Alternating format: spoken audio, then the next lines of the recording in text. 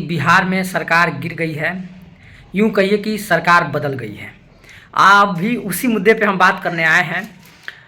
ये हंसी इसलिए आ रहा है चेहरे पे कि जो ये हमारे बिहार में जो राजनीति हो रही है, शायद ही पूरे इस भारतवर्ष में कहीं राजनीति होती होगी।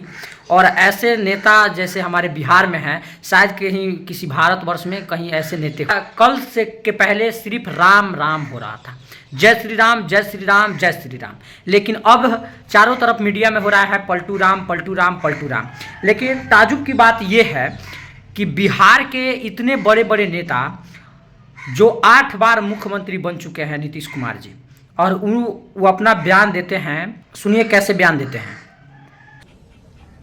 मर जाना कबूल है, उनके साथ जाना हमको कभी कबूल नहीं है। यह अच्छी तरह जान लीजिए, समझ लीजिए, सब बोगस। सुन लिया आपने कि मर जाएंगे लेकिन दोबारा बीजेपी में नहीं जाएंगे, उन लोगों में नहीं जाएंगे। उसके बाद इस बयान के बाद भारतीय जनता पार्टी के नेता, बड़े नेता अमित शाह देखिए क्या कहते हैं कि लल्लन बाबू आप सुन लीजिए और नीतीश बाबू आप सुन लीजिए, आपके लिए ये दरवाजा हमेशा बंद हो गया है।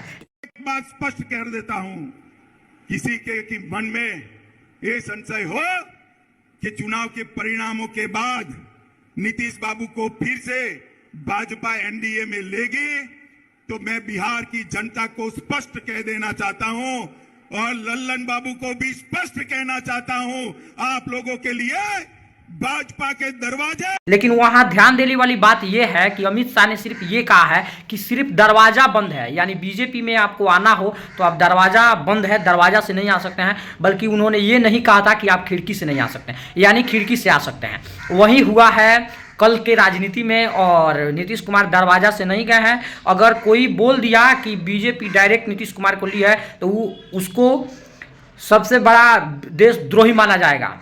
इसलिए हमें गोदी मीडिया बन के रहना है और किसी को नहीं कहना है कि मेन दरवाजा से नीतीश कुमार जी बीजेपी में गए हैं, एनडीए में गए हैं।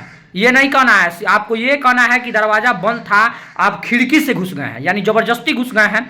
और बीजेपी को इसमें फायदा हुआ है। उनके 2 डिप्टी सीएम बने हैं, सम्राट जी और सिन्हा जी, दोनों लोग खूब खुश हैं। और नीतीश कुमार जी को तो बस मुख्यमंत्री बनना है, उनको ना उनकी कोई मुख्यमंत्री के आगे की अभिलाषा है, ना मुख्यमंत्री के नीचे की अभिलाषा है।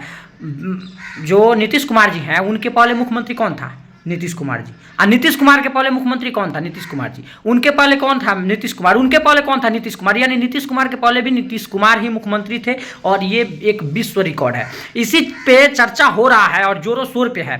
तो क्या कहिएगा, पोस्टर लगवाया था कि नीतीश कुमार सबके हैं, तो नीतीश कुमार ये साबित कर दिए कि नीतीश कुमार सबके हैं। लेकिन बिहार की राजनीति में एक बात समझ में नहीं आ रही है, पूरे भारतवर्ष के राजनीति में यही होता है कि जो ज़्यादा सीट लेके आता है वही मुख्यमंत्री बनता है। लेकिन बिहार में बहुत बड़ा खेला है, और ये खेला क्या है कि देखिए, बीजेपी अकेले ऐसी पार्टी है जिसके पास 78 गो विधायक हैं, 78 सीट लेके आई है।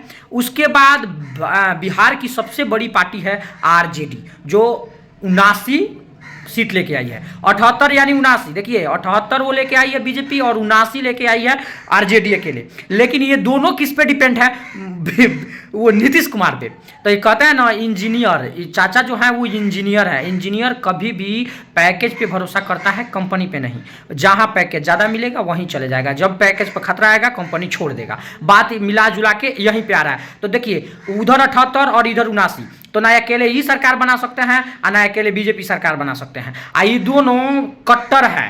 बीजेपी आरजेडी में नहीं मिल सकती है, और आरजेडी चाहे मिट्टी में मिल जाए लेकिन बीजेपी के साथ नहीं जाएगी, क्योंकि ये उनके नेता, बड़े नेता तेजस्वी यादव या लालू यादव, इनका ये संबोधन है कि हम चाहे कुछ भी हो जाए नहीं जाएंगे। क्योंकि 78 और 79 ये मिलते दोनों, तो अदर किसी का भी जरूरत नहीं पड़ता, ना एम का, ना बकपा का, ना मांझी जी का, ना किसी का जरूरत नहीं पड़ता, आराम से सरकार बना लेती। तो ये दोनों कट्टरता की वजह से चाचा फायदा उठा रहे हैं, और उनके पास मात्र 45 सीट है। 45 सीट लेके कभी कमर पकड़ के लटक जा रहे हैं, कभी लालटेन लेके लटक जा रहे हैं, और दोनों लटक लटक के बिहार की जनता को खूब लटका रहे हैं। तो लास्ट में अब पोजीशन ये आ गया कि पहले तो वो गठबंधन छोड़ के गए, उसके बाद मुख्यमंत्री बन गए मात्र 45 सीट लाकर, और उसके बाद से जब देखे कि इधर उधर हो रहा है, क्या हुआ अभी खुल के ये भी बात नहीं बोले कि हम साबुत देंगे। उसके बाद फिर से एनडीए को छोड़ के आ गए महागठबंधन में 17 महीना खूब बढ़िया सरकार चला।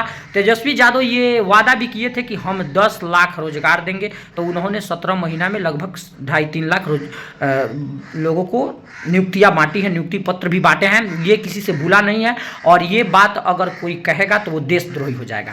आपको सिर्फ ये कहना है कि जंगल राज था, 17 महीना में जंगल राज चला, उसको कहेंगे पत्रकार, एकदम ओरिजिनल पत्रकार वही है भैया। जो बोल दिया कि अच्छा काम हुआ है तो वो देशद्रोही होगा, पहले बता देते हैं। इसलिए ध्यान रख के बोलना है, किसी को विपक्ष में नहीं जाना है, सही चीज़ को दिखाना है, ठीक है, एकदम सही चीज़ को दिखाना है। उसके बाद देखिए क्या हुआ कि गठबंधन में आ गए नीतीश चाचा। उसके बाद 17 महीना सरकार चलाए, फिर इनको लगा कि ना कुर्सी शायद खतरे में है, फटाक से कहा कि ये अपने ही जुबान को पलट दिए और फिर से चल गए एनडीए सरकार में। यानी बिहार की राजनीति उस वेश्या के समान हो गया है जो अपने फायदे के लिए किसी के भी साथ सो जाती है, चाहे उसका वो इज्जत करे, चाहे उसका वो थूक चाटना ही क्यों ना पड़े, तो वो करने के लिए वेश्या तैयार हो जाती है। सिर्फ उसको पैसा से मतलब होता है, पैसा यानी लालच। तो वही इनके पास कुर्सी का लालच है। देखिए कठोर शब्द का हम प्रयोग कर रहे हैं, लेकिन ये बिहार की राजनीति ऐसे है, और इसमें नीतीश कुमार जी एकदम फिट बैठ रहे हैं।